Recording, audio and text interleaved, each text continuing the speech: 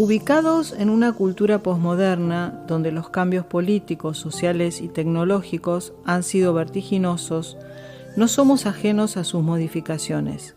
El tardo capitalismo se define como una época de consumo y producción. Las grandes corporaciones se reparten el poder globalizado, teniendo como único objetivo la obtención de dinero. El gran otro social nos insta a consumir para llevarnos a producir más. La publicidad nos promete la felicidad si consumimos. Se dejan de lado las instituciones locales, como la sociedad de fomento o el club, y el poder se ha modificado. Ya no es necesario el panóptico para dominar. El mismo sujeto es su propio verdugo que se obliga a rendir y a sobreadaptarse. El biopoder, en su intención de controlar la salud del individuo, le ofrece pocas respuestas a su angustia y a su necesidad de sentirse vivo, y pone el acento en las drogas legales que acallan lo genuino del sujeto. Sabido es que el adicto mantiene una posición de sometimiento con su toxicidad, la misma que puede llegar a tener con los grandes centros de rehabilitación, con las directrices que le imponen. La pérdida de referentes, la exclusión y la pobreza son el cuadro de situación para el adolescente. Intrincado trabajo para el joven que salta al vacío buscando su identidad, en un precipicio sin refugios ni escalas y que solo le ofrece prótesis para el adormilamiento. En la medida en que la ingesta de droga no logre el equilibrio, puede ser que el sujeto recurra a la consulta. El paso siguiente es hacer de esa ingesta un síntoma, acercarse a la llamada neurosis de transferencia. Implica varios cambios, una pregunta por parte del paciente, el lugar de supuesto saber que dicha pregunta ocupa en el analista. Las entrevistas preliminares pueden durar un tiempo prolongado y llegar a la rectificación subjetiva. Con ánimo didáctico podemos decir que la operatoria Pharmacon, o sea la adicción, puede ser de suplencia o de complemento, aunque nunca hay una división tajante y puede darse el interjuego de las dos. En la función de suplencia, el paciente ha tenido un déficit en la separación con el otro, donde su cuerpo parece no tener los bordes necesarios para considerarse tal. La droga viene a suplir esa falla. Permite no quedar alienado en el otro. Es un intento de separación. En ese sentido, es rebeldía y autoafirmación subjetiva. Claro que es igualmente paradojal, pues aquello que permite la expresión del sujeto es su sojuzgamiento, que es mortífero para él.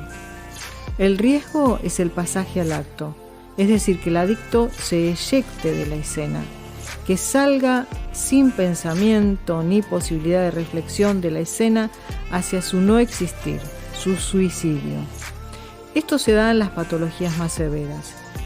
En el segundo, funciona como suplemento narcisista fálico.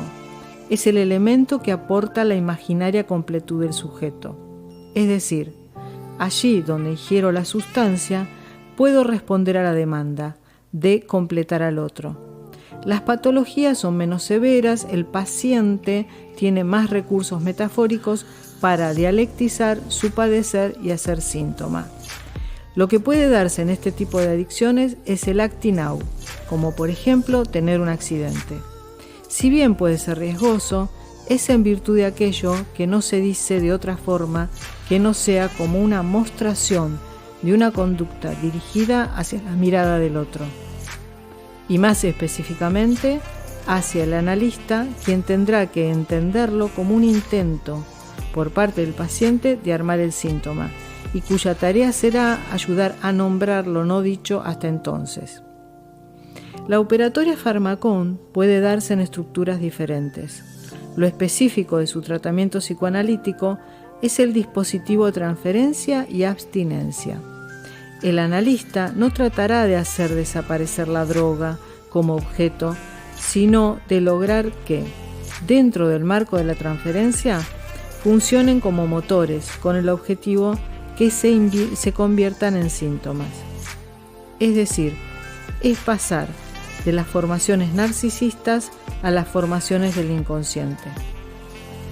Una forma de adicción es el trabajo, los llamados workaholics, que lo utilizan como único objetivo en su vida, en detrimento a sus relaciones familiares y amistosas y de salud. Muchas veces se trata de empresarios que tienen que ir de reunión en reunión y tomar decisiones económicas importantes, mostrarse solícitos, alegres todo el tiempo. Es allí cuando recurre a la droga para mantenerse siempre y en todo momento en formas de óptimas condiciones, aunque esto sea engañoso. La presión puede ser de goce, pero también puede ser de negación del duelo, de estar en permanente euforia, de rendir laboralmente en cuanto a la producción, de aprovechar el minuto de fama en el caso del artista. Todas estas son diferentes facetas de un solo rostro, la negación de la falta, de la propia limitación. ¿Cuándo consultan? Cuando falla esa prótesis. Fracasa porque fracasa el ideal. En estas situaciones, la droga es un suplemento imaginario para intentar seguir siendo entero. Negar el dolor puede ser el motivo por el cual se recurre, en situaciones de pobreza, a la droga, pues la globalización ha traído aparejado un fenómeno indiscutible, la exclusión social. Como dije antes, una de las funciones del fármaco podía ser la de diferenciarse del otro. Como analistas, no vamos directamente contra el consumo. Trabajamos con el afianzamiento del sujeto en cuanto a su deseo, en diferentes aspectos, ya sea en los lazos sociales como en su creatividad. Prohibir el consumo sería instalarse como superyo, como el padre primitivo donde no hay posibilidad de elección. El padre retornará como autoridad política y moral, determinando qué es lo que se debe consumir y qué no. Por eso los lazos sociales deben fomentar el camino de la procuración, donde para llegar al deseo es necesario un proyecto, un plan, sin el imperativo compulsivo de que sea todo ya.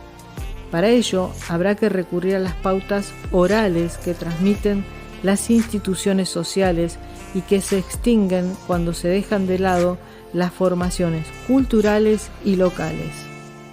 La adolescencia es un tiempo de cambios profundos que inciden en las fluctuaciones de humor. En este tiempo se juega la inclusión grupal y la propia identidad. El temor para comprometerse a establecer relaciones personales estrechas es soslayado con la ayuda de Internet, que ofrece un medio para mantenerse en contacto sin forjar vínculos demasiado sólidos. En el espacio virtual, encontrar o perder un contacto no resulta tan dramático como en la vida real. Así, incluirse en un grupo, intercambiar información a través de las redes sociales, influye directamente sobre el adolescente, sobre su sentido de pertenencia. La constante incitación al consumo, como medio para llenar el vacío, impacta en el adolescente. A esto se le suman las dificultades de inserción laboral y en muchos casos la desvalorización del estudio como un ideal valioso de alcanzar. Estas situaciones frustrantes pueden desembocar en la adicción, que, según los casos, funcionará como forma de integrar un grupo de pares, como solución para callar la angustia de su presente, como medio de evadir la incertidumbre por el futuro. Un ejemplo clásico es la ludopatía. La mayoría de los pacientes adictos presentan la problemática del aislamiento familiar y social. Es posible que el joven ya presentara una dificultad para relacionarse y la droga es el salvoconducto para pertenecer. Frente al tratamiento se nos presentan varios frentes. Uno es la interconsulta con psiquiatría, de ser necesario. Otro, el tratamiento psicoanalítico en sí. Y finalmente, su inclusión en el grupo de pares. La pregunta fundamental que nos debemos hacer es: ¿qué función cumple la droga en el paciente? La respuesta nos guiará en la dirección de la cura. Lograr la abstinencia en el consultante está en relación directa a entender cuál es el modo en que el paciente establece el vínculo con el otro, porque la medida en que resuelva ese vínculo, por la vía de barrarlo y barrarse, la droga dejará de cumplir su función de complemento o suplemento y por lo tanto no ejercerá la atracción que tenía sobre el paciente. La dirección de la cura estará alejada completamente de la posición de prohibir o permitir, dos caras de la misma moneda. Las políticas sanitarias, como la reducción de daños, no ponen el foco en las conceptualizaciones sobre la drogadicción, tales como sujeto, fantasía, goce, deseo, ello pulsional, inconsciente, donde la abstinencia es una consecuencia, no una finalidad, porque apunta a darle la palabra al sujeto. Es necesario destacar que puede haber momentos en que la droga aparecerá en primer lugar en la escena, donde el sujeto puede estar arrasado por el consumo y se hace muy difícil la posibilidad del trabajo analítico. En esas circunstancias tendremos que contenerlo y trabajar en equipo para atravesar por ese momento, teniendo presente nuestra posición de abstinencia. La adicción puede darse en diferentes estructuras, por lo que a veces el paciente requiere medicación psiquiátrica. A menudo tenemos que recurrir a un familiar para que le suministre la medicación. Trabajaremos la resonancia psíquica que la ingesta despierta en el paciente. El analista no será una persona más que sancione al adicto, como lo fueron los profesores, los padres, policías, jueces, por lo que si el paciente consume o no, será un dato más a tener en cuenta para poder seguir trabajando.